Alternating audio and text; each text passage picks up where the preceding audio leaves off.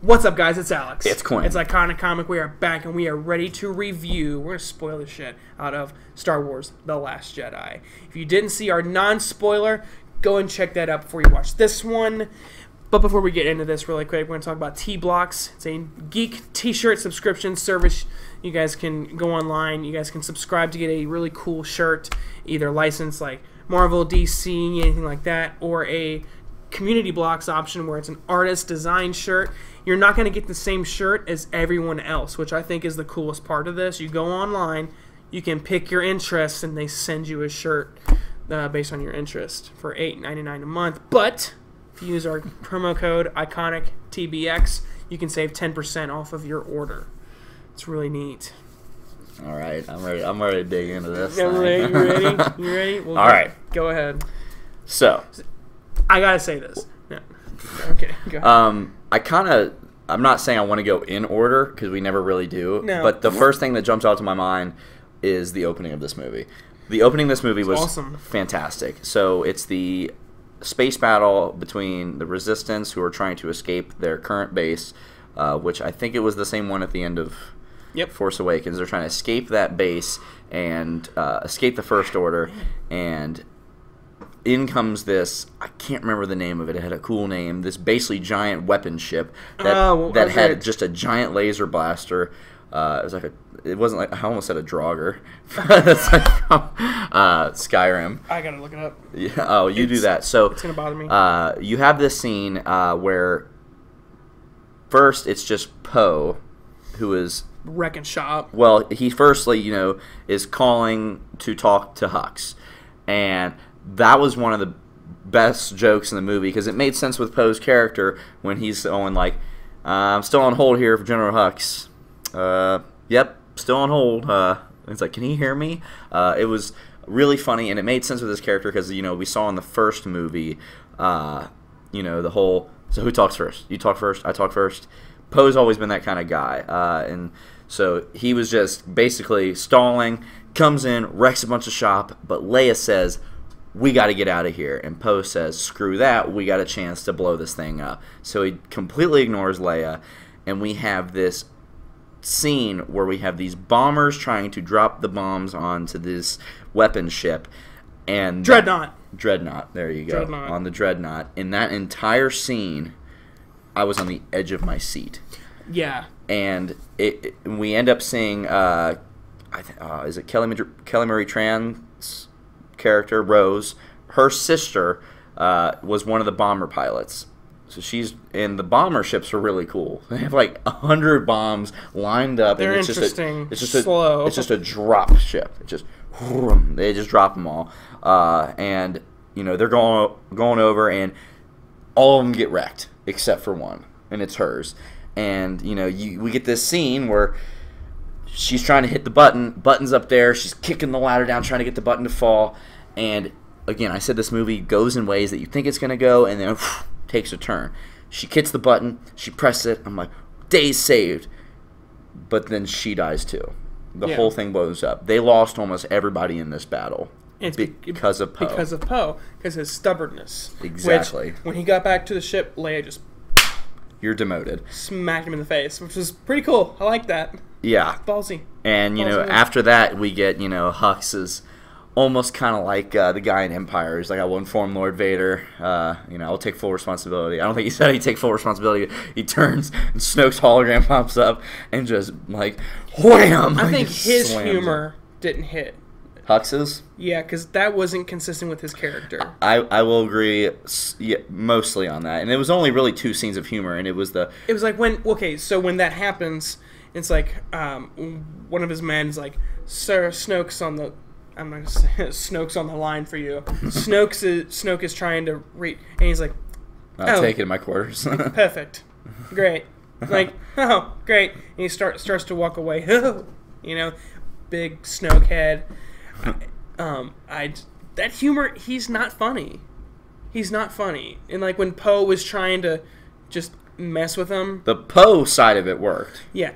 Hux's side. Because it was consistent with what Poe had done in that first movie. That just back and forth with the bad guys. He doesn't really care. It's like, are you comfortable? Not really. Not really comfortable. So then we move onto the ship, it was actually before the Leia thing happened. You know, Poe gets there and Finn wakes up, and I thought that was really funny. And really, you know what? I almost thought, because of that scene and stuff that had happened in the first movie and just rumors I'd heard, I thought they were gonna set up Poe and Finn as a relationship. Like, I thought it was gonna be like the first gay relationship in Star Wars. You thought they were going to be gay? Yeah, I did. Just the certain things, the way he would like, you know, just talk to him. I don't know. I thought, but they're just really good friends. So, whatever. Not that it would bother me if they did, but you saying that, like, I could not see them. But we see Finn walk out and his like what? You never like that was a huge thing on the internet. Like that was going around for months. That was probably going to happen. No. Yeah, no, it was a big thing. Even bigger than the Steve and Bucky thing. It was like, that's still my theory. Oh my god. Anyway, then you see Finn walk out in his like back to tank suit, and it was really funny to see him. He's like almost out of it. Like, what's going on? And you know, it's his buddy. So Poe's like, "Come on, buddy, let's take you back." It's like, "Where's Rey?" Cut to the island. Why does he love Rey so much? Because she's the first person that saw him for something other than a stormtrooper. I don't know. I've never really liked. But she friend zoned him hardcore. Which she should have, I think. No, I'm just saying, like, I kind of feel bad for him because, like, you know, he's pining for that girl, and at the end of the movie, he gets the forehead kiss, and thank you, my friend. Like, if he's in that coma, he's going, no. But then we cut to the island, and this was probably one of my indifferent parts of the movie. Not the island in general, just the first scene. So we get Rey. She's handing the lightsaber to Luke Skywalker. He takes it, and then he tosses it over his shoulder. You didn't like that? It didn't hit for me. Really? It was funny. I chuckled, but I was like, I feel like you could have, and you understand why he does it. It makes sense, but I feel like you could have accomplished the same message by him just I was just thinking, like, as you were saying it, like, it'd be better if you just dropped it. Now, we did get probably one of my favorite jokes in the movie is when the porgs almost kill themselves on it. Like, it's like, I'm just checking it out. Yeah, when they're like... Basically like Luke did in the first movie. In a short series, if he would have went... Oh, yeah. But yeah, like, but the way Luke acts in this movie, like, I didn't even think about it. But when I saw it, it made sense. He was that hermit, that old master that has seen it all and just didn't want anything to do with it anymore. And feels responsible. Feels responsible for it. But, like I said in the non-spoiler, like, when Hercules found... Goat dude. What's his name? I don't remember. Damn. Danny DeVito. Yeah. Didn't want to train him and stuff like that. Same thing in The Last Jedi. He didn't want anything, and he let her go for days. He just ignored her. Ignored her. Lived his life normally, you know. Could have done without the nipple milking the alien scene. That felt a little prequel-y to me. But I did like when he took the drink of the milk, and he just gave her that look like, is this what you want to be? Like, really? Look at me. But when he caught the fish, that was dope. Like, that was pretty cool. When he, like, because he's not using the Force at all. Because the scene I'm about to talk about explains that. Rey's just like, all right, how do I get this guy to listen to me? I'm going to go get Chewie. Which, when that door busted, I thought it was Rey. With the Force? That's what I thought, too. And then I see Chewie, and I got super happy because this is the first time Luke and Chewie have seen each other in so long. And he's just like, Chewie, what are you doing here? And where's Han? Which tells you he has shut himself off from the Force almost entirely. Because if he hadn't, he would have known already what happened to Han. He would have felt it in the Force. Yep. Just like Leia felt it in the Force in the first movie when he died. Spoiler alert if you haven't seen The Force Awakens, I guess. But yeah, so now we know that Luke has completely shut himself off. Yep. And he is so reluctant to train this girl. It takes the convincing of a certain droid. That might have been my favorite scene in the movie, honestly. Now, I keep thinking about it. Saw R2-D2, and then he shows him when Princess Leia was trying to reach Obi-Wan Kenobi. I was like, you're our only hope. I was like, and he's like, Luke said something He's like, that was a low blow. That was a low blow. Well, that scene I love so much because that was the first part of the movie that you saw the old Luke. Mm-hmm. Like the way he says, like, R2. Like, it's his buddy. Like, and he hasn't seen him in forever. Mm-hmm. And, you know, he's like, I'm sorry, man. And he's like, beep, beep, beep. He's like, hey, watch your language. You know? And, see, that's funny. That is funny. It's that character humor it really works well in this movie. You know, he's like, nothing, like, there's no reason for me to train her, that nothing you can do that can get me to do it. And he's like, all right. I'll give you 3 lessons, is what he said. And it was very much more than, because Yoda was different. Because people are like, oh, it's just like Yoda and Luke. No, Yoda was reluctant for different reasons. Yoda was reluctant because, you know, he felt much anger in, you know, Luke. He's too old. Luke was just like, but then after that, Yoda was like, all right, let's do this thing. We're going to train. And I want you to stay. Don't go. Let's stay. Let's train. With Rey, it's more like, you know, I cause Kylo Ren. You're pretty powerful. That ain't happening again. And then he's like, I'm going to give you 3 lessons. That's it. It's not like, and then when eventually she wants to go, it's like basically get out of here. It's like, mm-hmm. You don't deserve this then. Man, but like, I got to talk about the Force, though. The way that Kylo Ren and Rey, how they connected, and it was like what you said right before we started recording, new Force power that we didn't know about. You know, now they can project. They can project themselves, and they can speak through the Force.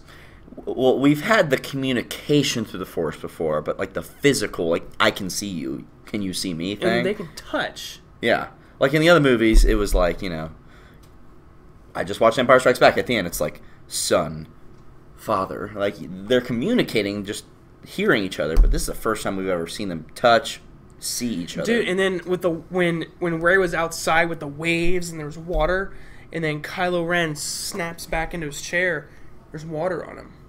Yeah, it's like it's right like here. On his face, on his hand. Ooh. That was cool. And when we found out, now I'm going to jump around. No. Well, we'll just jump around. The Force is so powerful that, like, we don't even know its full capabilities. This might just be and it can be forever evolving and ever changing. You know what I mean? Like life. Like the life, it flows and it binds us. So we'll talk about that. We'll talk. You know, they have those scenes. They have those scenes where they're communicating, and you know, Rey is on this mission to pull him back. Like, I can sense the conflict in you. When they were speaking through the Force, he seemed like a really, like, I don't want to say a good guy. I mean, like understandable person. A really, he was almost pleading his case. Like, I get it. I get why you're this way. You know what I mean? It's like, hey, let's work together. And the way they spoke to each other, they almost felt like that they were one. Yes. Them together were the Grey Jedi. Which is another theory that I have for later. You think they're gonna do it? No, not that. Oh my god! I did sense some romantic tones with those two for a couple scenes. Like a couple scenes, it felt just a little like are they like flirty or something? I don't know. But they put the kibosh on that when Poe shows up and she's like, "You're hot, I'm hot. Let's do this thing at the end." But anyway, we get that scene where they touch hands finally, and then Luke comes in and puts the kibosh on that, like stop, blows the whole thing to smithereens. Which is like, is that the first time I'll have to see it again. I can't remember. Did he use the Force before that in this movie? Was that the first like boom? I'm so glad, because I was worried right after that happened that one of those like caretaker things was gonna show up and like you just ruined my house and cut it with humor, but they didn't, and it worked perfectly. Yeah. And then we have this whole scene of Rey basically kind of dark side, like fighting Luke, like, and somebody was trying to say like, why was Rey winning that fight? She wasn't. Luke was not even trying. Like, it was defense. He was defending everything, and then finally. Kind of like Obi-Wan and Anakin. And finally, when she pushes him down and he just with the Force. I got so many goosebumps. That was pretty. I thought it's like I'm not about to let you put me on the ground, girl. I thought he was gonna pop back up when he did that. And then she grabbed the lightsaber, and the whole time I'm sitting there going like, "Don't do this, like stop, like stop what you're doing." And she goes off. Then the twist though, like we finally know what happened to Kylo. Yeah. Like what happened? There are actually a couple twists in this movie. Like, so like big twists. There were 3. So it took 3 steps to get to the root of what actually happened. First time we see flashbacks in Star Wars. We've never seen a flashback before. This is such a different Star Wars movie. I dig it. So Luke told the story first. Yes. And then Kylo told the story, and then shit. And then Luke told what really happened. Yeah, so what happened... Luke didn't lie. It's like from a certain point of view. He just told a non-truth. It was like he just basically... Either way, what happened... Go ahead. So what Luke... When he first told the story was when Kylo Ren was laying in bed. He was training a bunch of kids, but Kylo, he sensed darkness in him, and he didn't want a Vader. Mm-hmm. So... he went into Kylo's room and... to talk to him. That was his first story. To talk to him. And then Kylo grabbed his lightsaber and went to attack, which was, how they did that was cool because it ended all the same. Mm-hmm. It always ended the same. With 2 lightsabers meeting and then Kylo Ren just... throwing Luke away, basically. Throwing Luke with the Force and the little hut just disintegrating. And then when Rey and Kylo were talking through the Force, then we get the other side of the story. Which was like, Luke came in to kill him. Yeah, which was, cold-blooded. The face of Luke was just really just angry and just almost panicky. And he was going to, if I don't kill him, more people die. So he was going to kill Kylo, and Kylo defended himself, and then Force. Mm-hmm. And the third one was an amalgamation, like a bit of both. He still sensed the darkness in Kylo Ren. Went in there, took his lightsaber, and then realized, okay, that's dark side. That's dark side. I don't need to do this. Kylo Ren wakes up, and then Kylo gets his lightsaber, is going to strike Luke, and he's no, and then Force. And Force push. You can definitely interpret that as if Luke had never even went in that tent in the first place, would he have turned bad? Because it's almost like he turned bad because he felt betrayed by Luke. That Luke was going to do that, and it's very almost like the Dagobah. I gotta go save my friends. Yoda's like, no, don't. Something worse can happen. You just have to trust the Force. You can't. It's almost like time travel too. It's like you sense things happening in the future. You can't interfere with it. Let it play out. Exactly. See, that's what they do. They see that through the Force, and they try to prevent it, but they actually cause it. Yes, and that happens in a lot of these Star Wars movies. So all those stories happen. Rey's gives Luke one last chance, points the lightsaber at him, said, "Can you be our hope?" Basically, and Luke goes, "F that." It's just like, all right, well, I'm gonna go try to get Kylo back, and then Falcon goes. They go to Snoke's ship, and my favorite scene. You get a very, I love how she's in her box thing that comes into the ship. Kylo looks at her for a second and says, all right, cuff her, stormtroopers. like wasn't as much of a connection as it was during the Force. It was almost like, yeah, we played you kind of thing, and. They're riding up in the elevator, very much kind of like Luke and Vader in Return of the Jedi. Cuffs, Luke, Vader standing there. And this is where this movie was genius. Genius. Because from the start of the elevator going up to Snoke's throne room to the end, to what happens, what we'll talk about, the whole time I'm going, they're going to redeem this son of a bitch. They're going to turn him back to the good side because, she's in the elevator and she's like, I feel the conflict in you. I know there's good in you, whatever. And then we get up to the top and we realize that Snoke was the one who was playing them the whole time, was the one putting the connective tissues together. Yeah, Snoke he connected them through the Force because he wanted Rey to give him Luke. Yeah. And, he is basically, like, just slapping Rey around, which it's like, everybody's like, oh, she's a Mary Sue. No, she's not, man. He is Snoke just, made her look whoa, messing her up. And, like, by the way, like, the wave of a hand. Like she jumps at him, and he just... And he does that earlier in this movie with Kylo, too. And the way he talked to Kylo in the beginning of this movie, when he's like, take off that mask, like, you petulant child. Like, he was like, oh my god. And it really makes sense what happens to him later, so... Dude, that scene, oh my god. So, you have Snoke, he held Rey with the Force, and, he's like, complete your training, Kylo. And strike her down. Strike her down.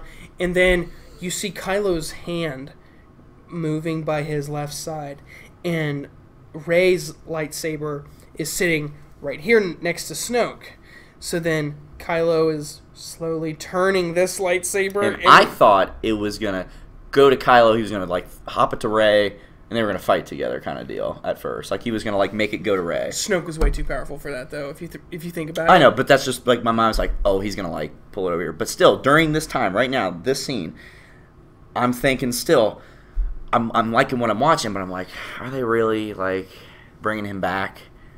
But continue. So then, so it's slowly turning, and Snoke is, like, getting pumped up. And monologuing. He's monologuing. He's not paying attention to the lightsaber. It turns, and then Kylo, with the Force, ignites the lightsaber, goes right through Snoke's body, and then the way it comes out, like Kylo just, what? And it just slices Snoke in half.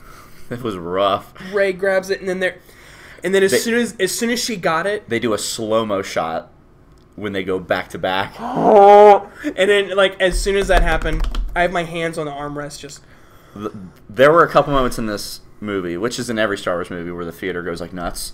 And this was one of the more audible ones where the theater went nuts. And it actually it actually cuts away to some other scene. I can't remember the exact order, but I know it does cut away as soon as they go back to back. But then it cuts back, and it's the I can't remember the guard's name, like the Praetorian Guards or something like that. Something like that. The guards. We'll call them the guards. But they have not lightsabers, but like swords and stuff with like almost like the new Stormtrooper tech, like where it's got the lasers on the outside edges of the weapons. You don't think they're kyber crystal technology? I don't think so, because it's not like an on-off thing. Like, it's just like they're here. Okay. But dude, like, how fast? Even before that, like, they were just ready to, like, like what? Because like even Kylo in the beginning, like, almost charged on Snoke, like hey man, like, and they were like getting ready to, like, all right, I'm gonna get you, and then, like, Snoke said, I got this, and they're like, all right, good. All right. Yeah, but dude, that fight with all them, I think I'm gonna say my favorite part. Oh, it's got to be the end. Was when Kylo is getting choked by one.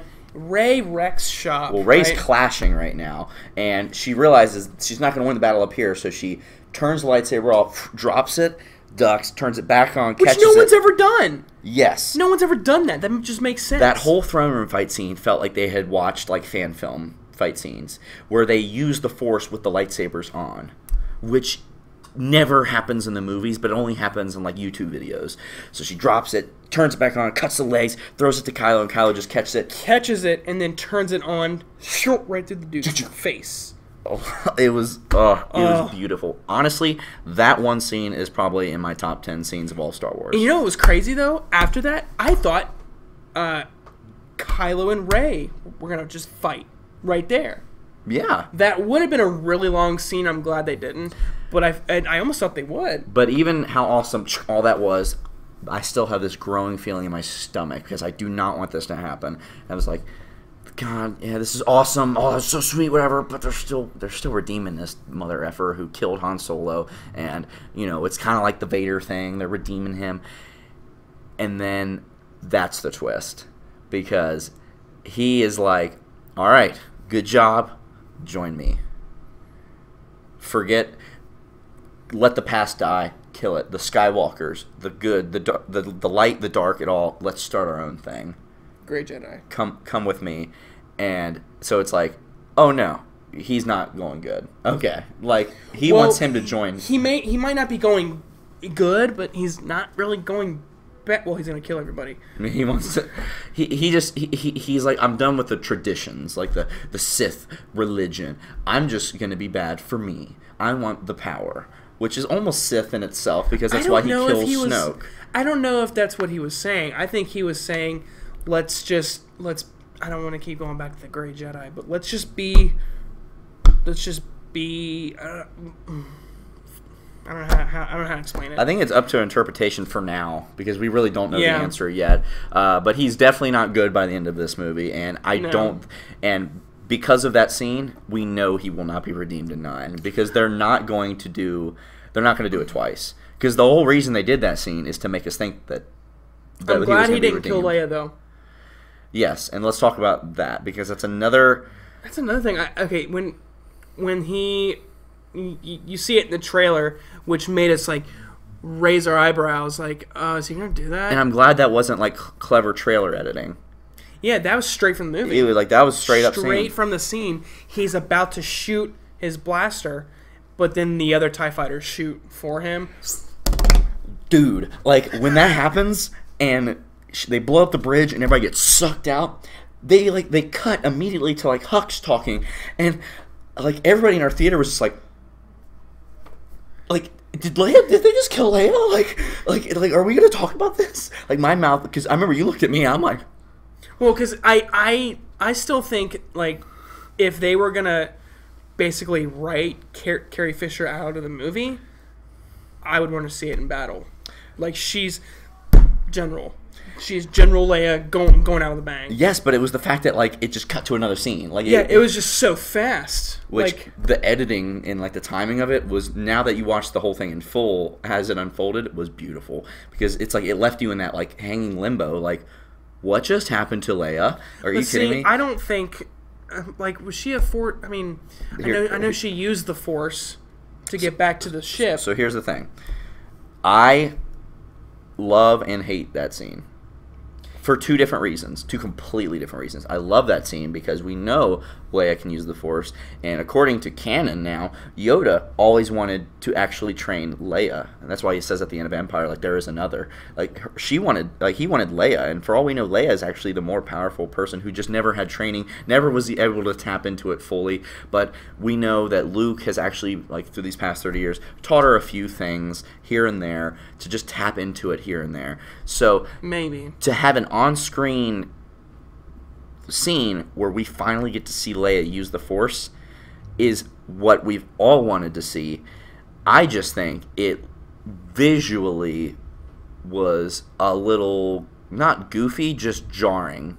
You know what I mean? I didn't like that scene. I had to like accept it for a second. I didn't like that scene for both of your reasons. Like for you, how you loved it and how you hated it.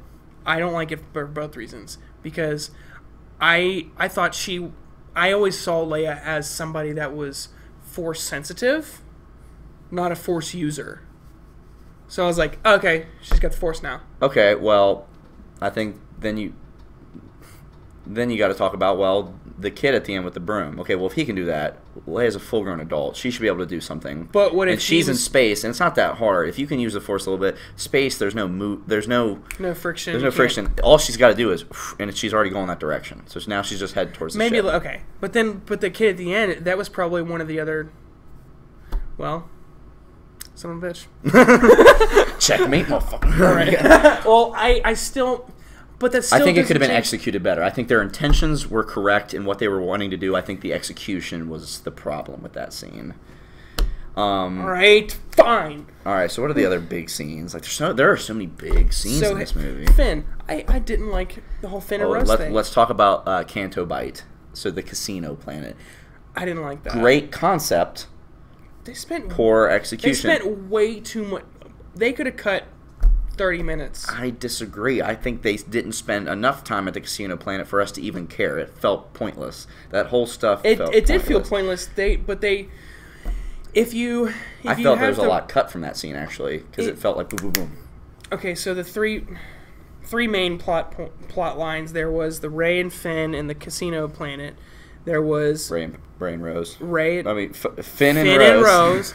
and then Rey and Kylo, and then Slash Luke. Slash Luke. Slash Snoke. And the third one...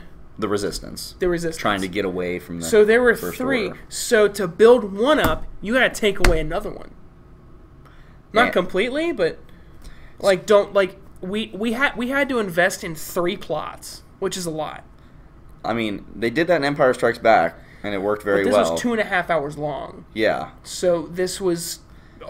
I think feel like you it was should- hard to follow. They could have taken either some parts away from another and added it to that, or what I thought would have been better completely. Now, there are reasons why I'm going to disagree with you about Finn's character in this movie by the end. Change my mind. Not the middle. Change okay, my but mind. anyway, I think that casino scene, what you could have done, cut that out, have them already almost like the Death Star plans in the original trilogy. Just like, we were able to get a hold of some stolen codes, all right, and then start with them getting on the ship and dressing up as the Imperial Guards. Because once they got on the ship and they were dressed up as the Imperial Guards, that stuff's awesome. Like that whole espionage stuff. That's great. That's awesome stuff. And they run into Phasma, and your heart's racing because it's like go go go. It almost felt kind of like James Bond, like sneaking in. I feel like though, the purpose that the casino planet served, I don't think it was worth it to find this one asshole.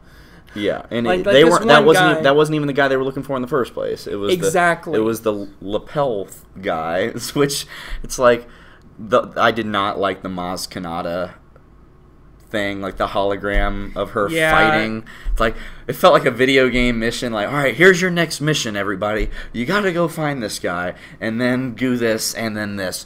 Go. But I think the purpose of all that casino stuff, and really it's only, I think, DJ, the Benicio del Toro character, which I liked his character, actually. I liked he was his the best part about character. that plot line, I think. I did like his character, but I think just the build-up he didn't deserve the build-up that he got. No. But I don't think think so. the purpose that he served in the story was to actually kind of make Finn who he will be going into 9, because even by the end of Force Awakens and the beginning of this movie, he's not a Resistance fighter. He's not a First Order Stormtrooper. He doesn't know what he wants to be. He's the Gray Jedi. No, he doesn't know where he wants to be. He's kind of selfish. He's like, I want to find Rey, and I want to get out of here. And he was even like that in the first movie. And I think the Del Toro character, and all he talked about, where it's like, these people funded the good guys, these people funded the bad guys. It's always a hills and valley thing. You just got to go where the money goes. I think Finn saw a lot of himself in DJ, where it's just he's just going on his own kind of route, and that really made him, when he tries to sacrifice himself at the end, I think that was important because it tied back into that, where it's like, no, I'm here for them. I'm the reason that the Empire or the First Order even knows they're here. All these people are dying because of me. This is why I need to do this. See, I don't think Finn is a strong enough character for that. I don't think... Yet. I don't think he's a strong character presence, and I think that's the point.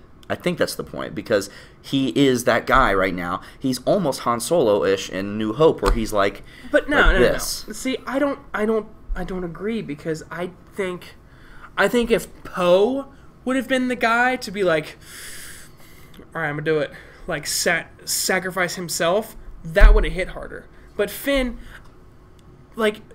started out in Force Awakens just as a plot device, and I don't think that domino effect hits home for me, because started out as Finn, something a little smaller, and then it gets bigger, and the dominoes get bigger and bigger.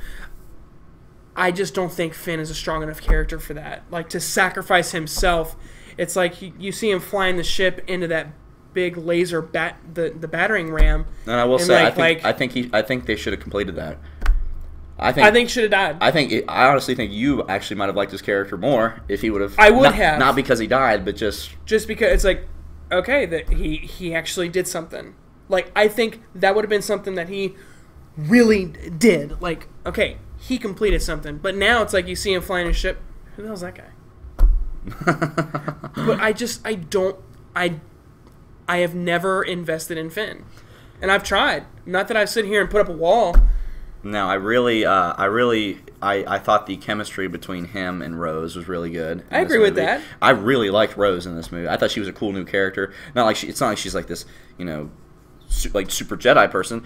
I think some of the cooler characters in Star Wars are the ones that are just normal people who have good things to say and cool things to say. Like I loved when she walked in on him about to leave and kind of fangirled a little bit because it's like, oh my gosh, you're Finn, like the guy who fought Kylo Ren, and because I guess they the stories travel through the Resistance, like oh my gosh, you're Finn. Like I've tased 8 people trying to escape from these pods, and then he's like, that's a disgrace. That scene was great. I love that whole scene. And let's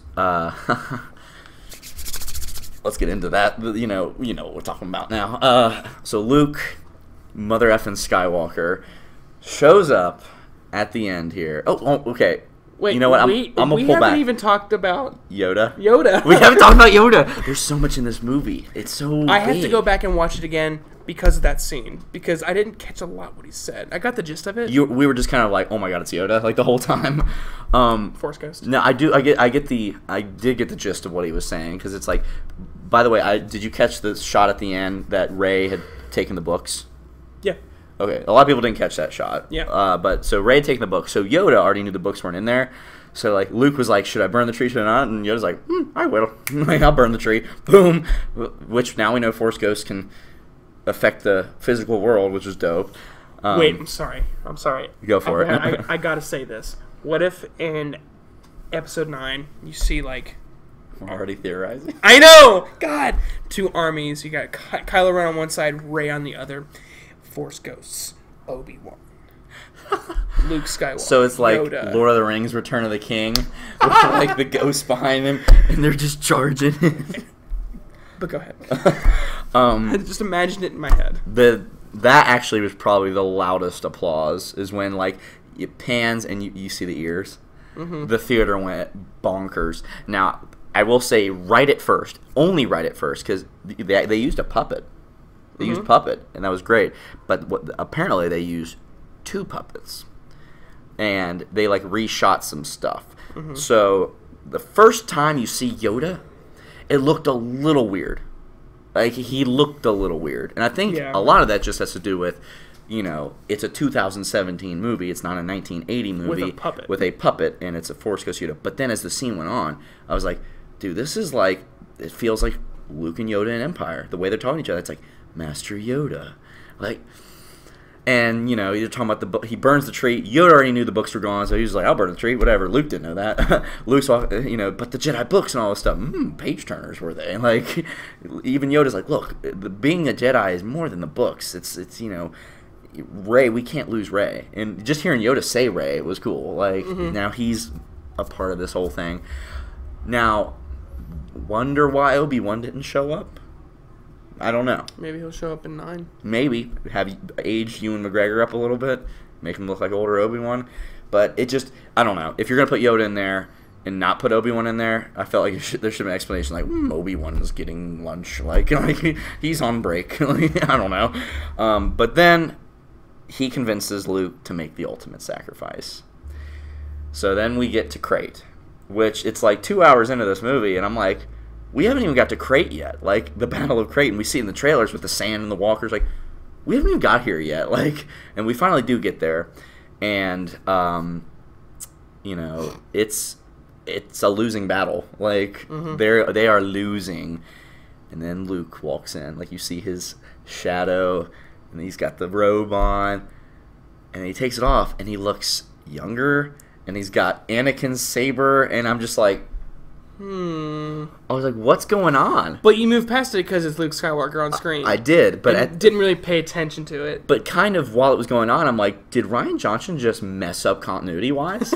Because that saber gets destroyed. Like, did he just shit the bed? Because, Rey and Kylo are fighting over it, and it gets destroyed. So I'm like, did Rian Johnson just, like, mess up the continuity of this movie? Like, in his own movie?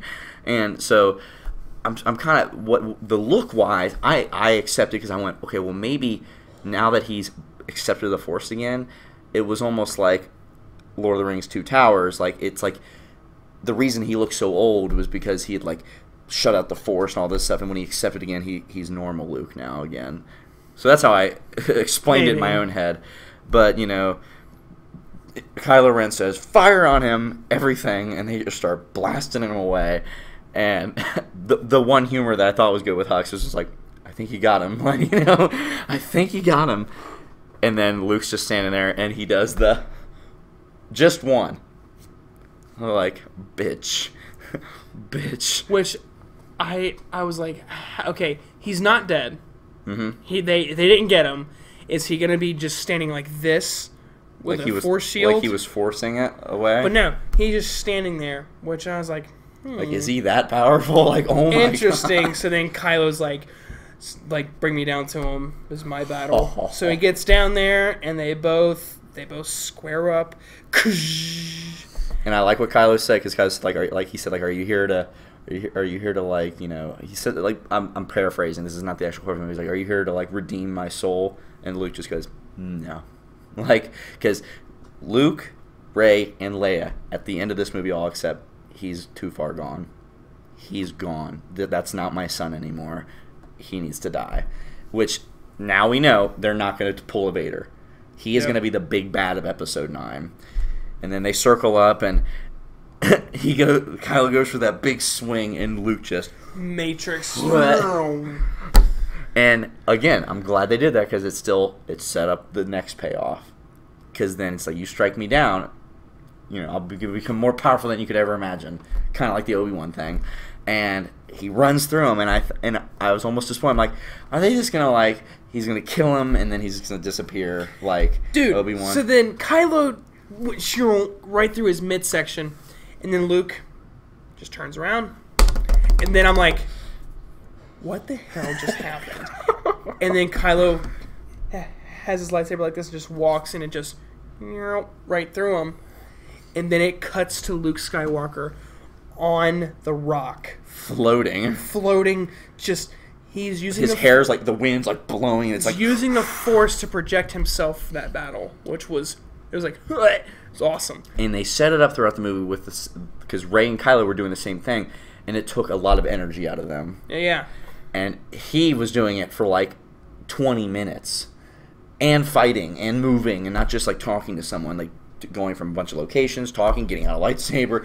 And so then I thought, you know, when he goes back to that rock, the whole time he's there, he's trying to reconnect with the Force. That's how powerful Luke is. Mm-hmm. So he was able to not only reconnect with the Force, but to freaking do that. Yes. It was awesome. And then, you know, it shows Luke get back up on the rock after he kind of like, after it was over, you know, he gets thrown off, and he's like he's out of breath, whatever. I already know what's happening. I'm like, oh, he's done. But he's at peace. And he gets up on the rock, and he, you know, crosses his legs and puts his hands in his lap, and you get the two sunsets, and they're playing. It's just like A New Hope, and you're like, oh my God. And he just, and it wasn't old age. It wasn't. I don't even know if it was so much that he was at peace, because a lot of it did have to do with, you know, I think it was just more or less a final sacrifice, because it took that much out of him to do that. Now, I do think a lot of it had to do with accepting the Force once again, but it's like, and then he just goes. Now, I will say, shouldn't have, like, he goes, but the robot hand got left behind, and that clanks and like goes off the ground. Like, shouldn't it really? Because it's not flesh. But I guess it's a part of him now. I mean, he can. In comics and stuff, he's used the Force with his robot hand, so that's fine. It's a very minor nitpick. I don't know why I'm talking about that. Damn it. But then, whatever. Ruined it. Spoiled it. So that's probably one of the best scenes. There's so many scenes in this movie where I'm like, that's probably one of the best scenes. No, that's one of the best scenes. We didn't even talk about Vice Admiral Holdo sacrificing herself with the hyperspace boost. Dude. That might have been one of the best scenes in the movie. How long is this review, man? I don't know. So she just real quick, let's talk about this. This will be the last, like, oh my God, this was awesome thing. So the ships are going. She's like, hey, one person's got to stay back to basically distract them while you guys go. And she's turning the ship towards the First Order Dreadnought. fleet. It was just a fleet because you have Was Snoke's it the Dreadnought? No, that was Snoke's No, that was something ship, else. and then all the other individual starships, and boosts up the last bit of hyperspace that they have, and it goes silent. And in the theater, it was an audible gasp. Like everybody just went, like it sucked the air out of the room. It was so cool because it like as soon as she punched it, it was instant. Silent, and then you see this giant gash out of the Snoke ship, and all these TIE fighters are blown up. It's like because she just rammed right through them.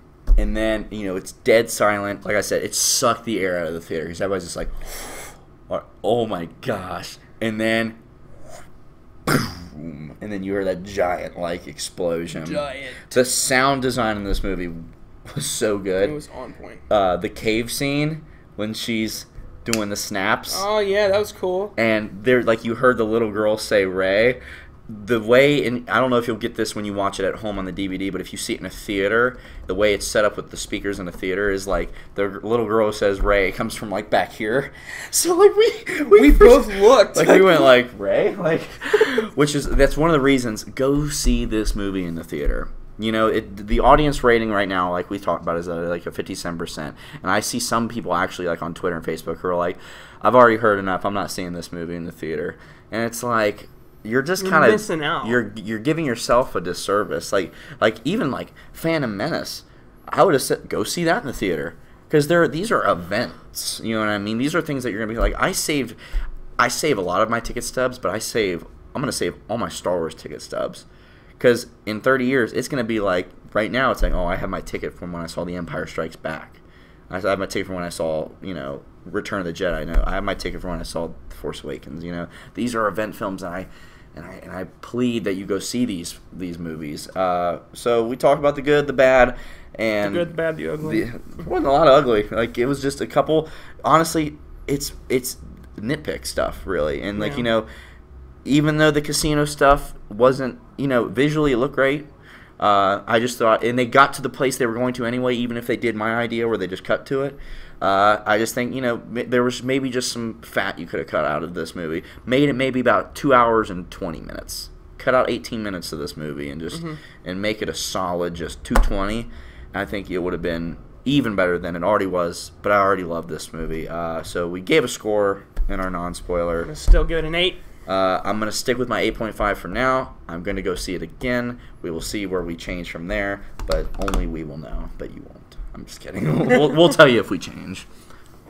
You started this one. I sure did. So if you guys liked what you saw, make sure you guys comment, share, and subscribe so that you don't miss anything from this channel. So make sure you guys stay tuned. Stay iconic. And cue music. Holy Grail.